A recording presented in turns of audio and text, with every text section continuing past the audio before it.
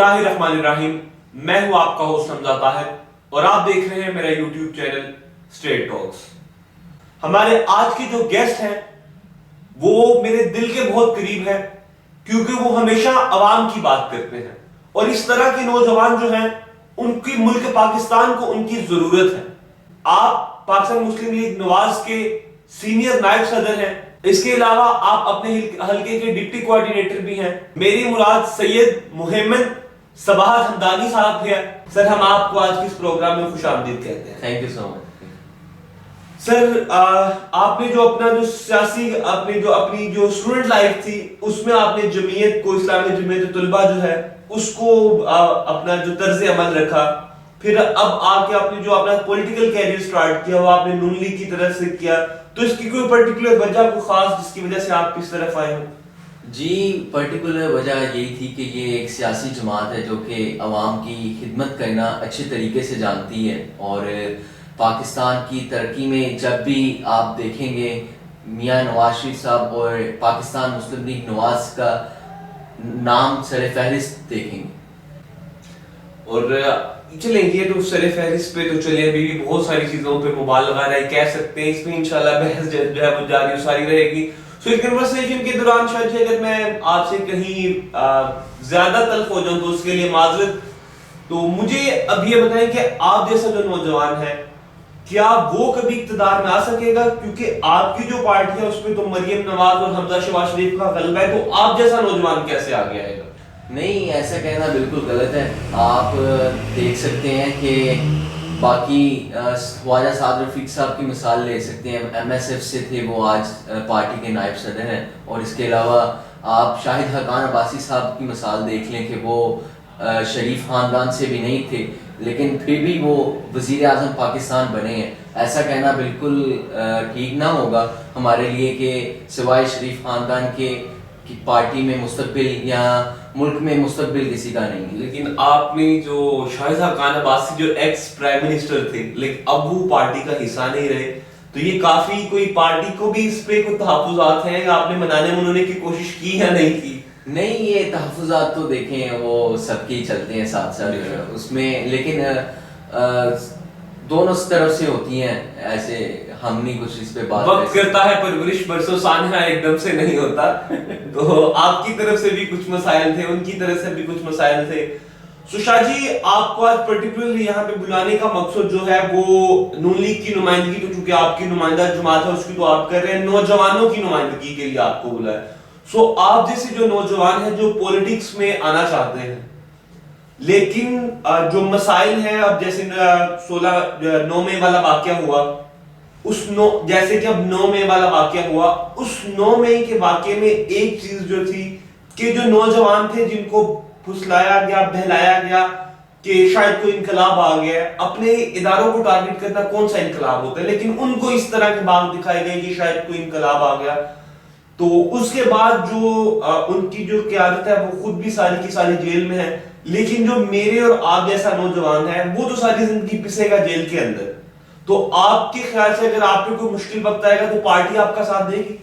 جی بالکل، دیکھیں 9 مئی کا واقعہ جو ہے وہ اس طرح سے بہت ہی گھٹیا ترین سازش تھی پاکستان تحریک انصاف کی طرف سے، اور آپ نے دیکھا جب بھی میاں صاحب پہ مشکل وقت آیا ہے، جلا وطنی کا دور آیا ہے، مشرف صاحب کا دور آیا ہے، تو کبھی بھی ہم نے ایسی نہ پارٹی کی طرف سے کال دی گئی اور نہ ہی پاکستان مسلم لیگ نواز کی کسی ورکر نے اس طرح کی گھٹیا حرکت کی کہ اداروں پہ کھلے عام تصادم کیا اور جلاؤ گھیراؤ کیا۔ آپ دیکھ لیں کہ کس طرح سے انہوں نے نشانہ ایک قسم کا آرمی کو بنایا اور کینٹ میں داخل ہوئے، پھر آرمی کے گھر کو جس طرح جلایا گیا، تو یہ سب چیز ہمیں کبھی بھی اس طرح کی کال نہیں ملی، اور جب بھی اس طرح کا کوئی واقعہ ہوا میاں صاحب کو جلا وطن کیا گیا اور ہمیں صرف اور صرف امن کا پیغام دیا گیا۔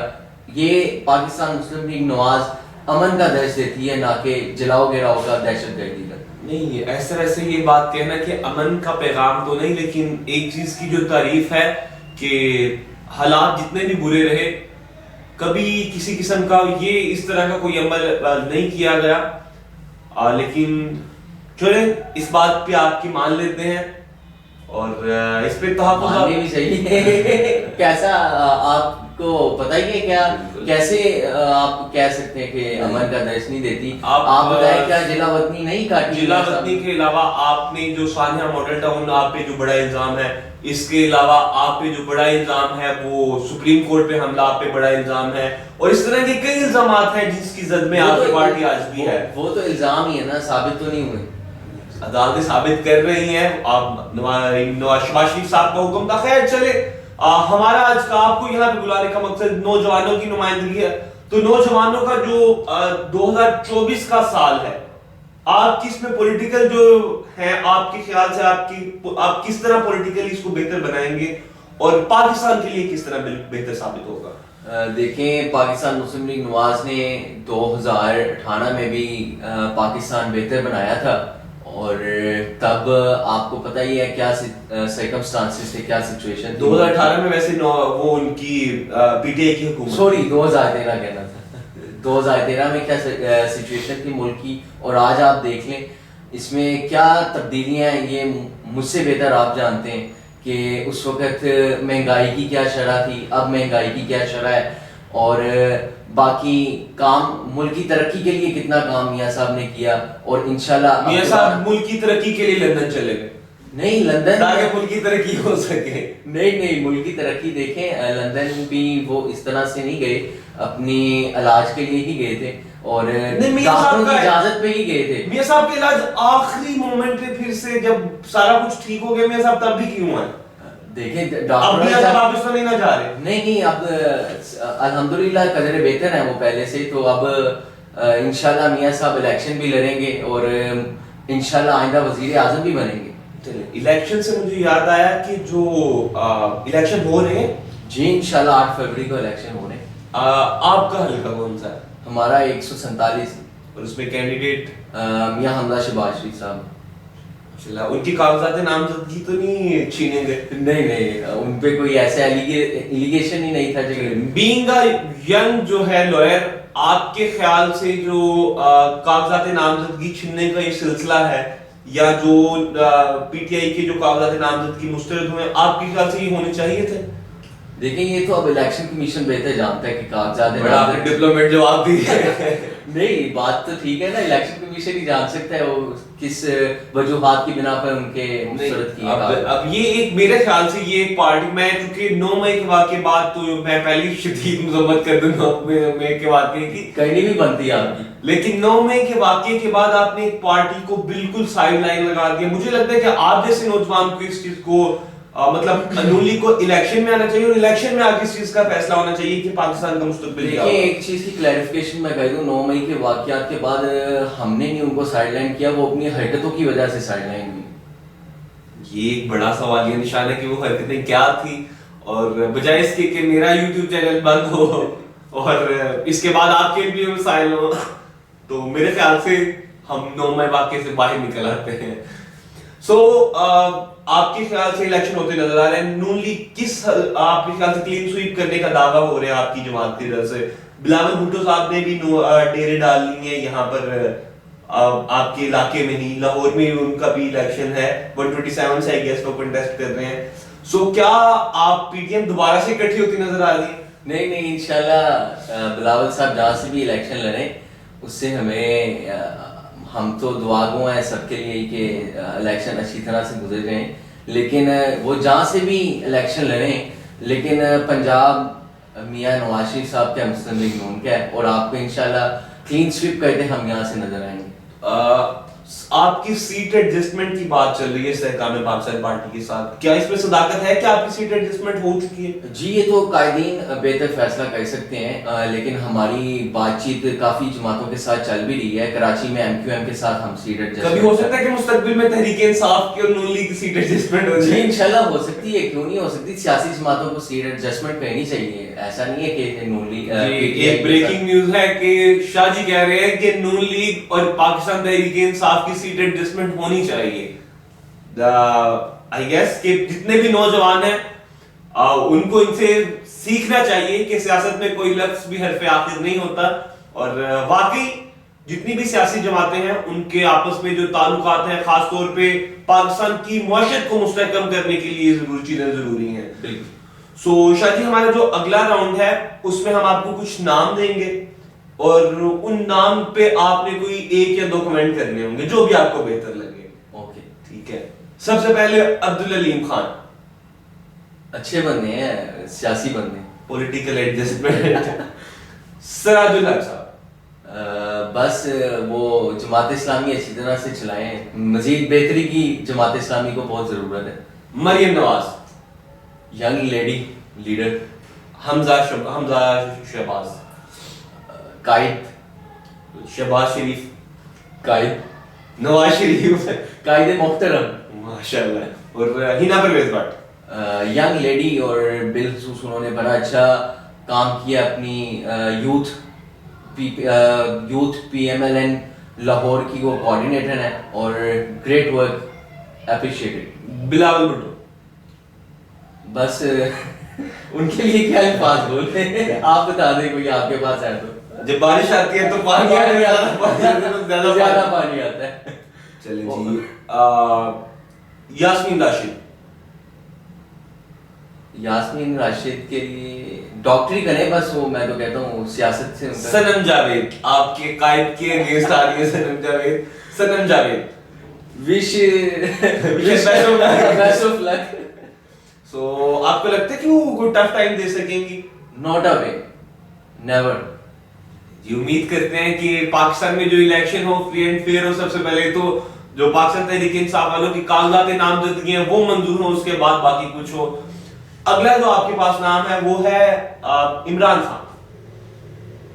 अडियाला जेल में बैठे थे वो। मतलब आपकी पॉलिटिकल एफिलिएशन इसलिए अच्छी है, पॉलिटिकली आपके लिए अच्छी नहीं, वो है। अपने कायनामों की वजह से है, हमारी पॉलिटिकल हम क्या सोच सकते हैं, वो अपने कायनामों की वजह से अडियाला जेल है, तो वो मैं चलिए जी, इमरान खान साहब आपके लिए यही है कि आप पक्का वहां पे डेरा बनवा लें, क्योंकि ना तो नून लीग अपनी सियासी इंतकाम, इमरान खान के साथ कुछ सियासी इंतकाम भी हो रहा है। नहीं, सियासी इंतकाम किस वजह से होगा? सियासी इंतकाम तो कोई चीज। मियां साहब जब वापस आए थे तो उनकी तकरीर सुन के ऐसे लगा था कि शायद वो बड़े कोई रेवोल्यूशनिस्ट बन गए हैं, लेकिन फिर से अब खामोश हैं वो। नहीं, खामोश बिल्कुल नहीं है, वो अपनी पार्टी की मसरूफियात में है। आपको पता ही है वो जो टिकट होल्डर्स हैं उनके साथ मीटिंग्स में है, तो ऐसा बिल्कुल नहीं है कि वो खामोश है। वो तो अपनी पार्टी की सरगर्मियों में मुसलसल मसरूफ है और इंटरव्यूज बाकायदा वो अपने 180H मॉडल टाउन में कंडक्ट कर रहे हैं। जी, अब हमारे पास एक आखिरी सेगमेंट है जिसमें हम आपकी दोस्ती टेस्ट करेंगे, क्योंकि आपकी अगर पॉलिटिकल आप बंदे हैं तो आपकी एफिलिएशंस भी डिफरेंट लोगों के साथ होंगी।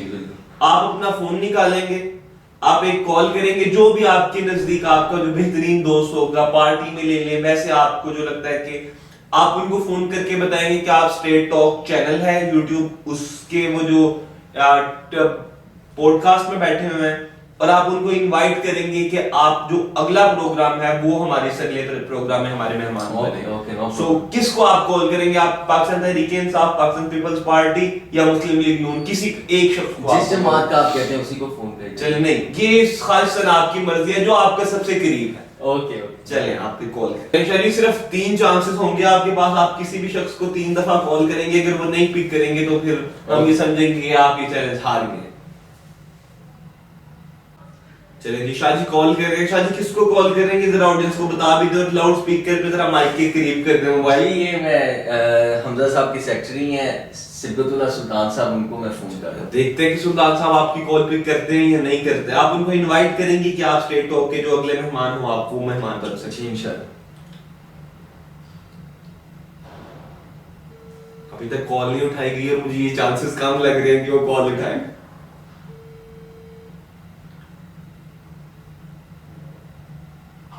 शाहजी, आप अपना एक चांस खो चुके हैं और बाकी रह गए 2 चांस आपके पास। ठीक हो गए। अगर आप चाहें तो बंदा बदल सकते हैं, लेकिन चांस आपके पास सिर्फ 2 ही हैं।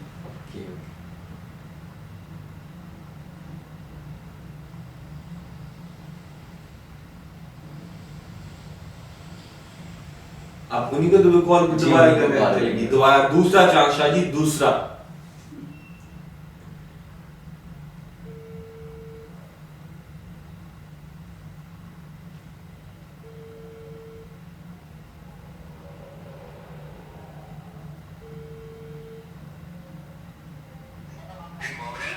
السلام علیکم جی، کیسے ہیں آپ؟ ٹھیک ہیں؟ خیریت؟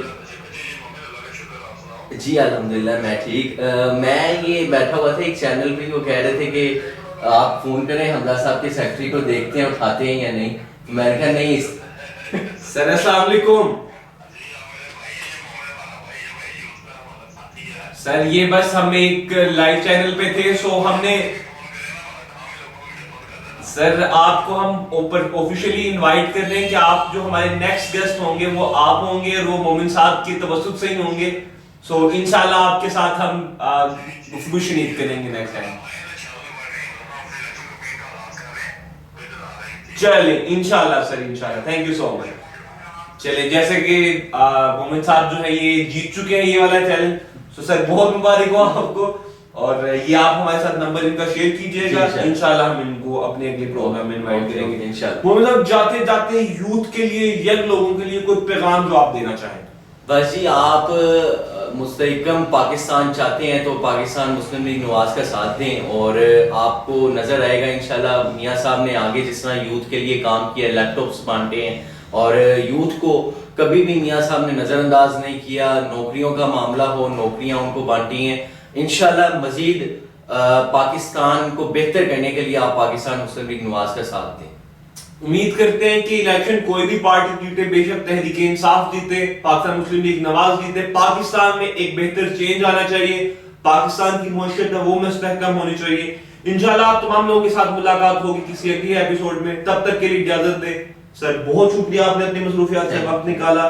انشاءاللہ اس وعدے پہ کہ آگے بھی آپ کو تنگ کرتے رہیں گے، اور آپ کے ساتھ یہ جو محفل اور نشست کا عمل ہے یہ جاری و ساری رہے گا. بہت شکریہ شاہ جی.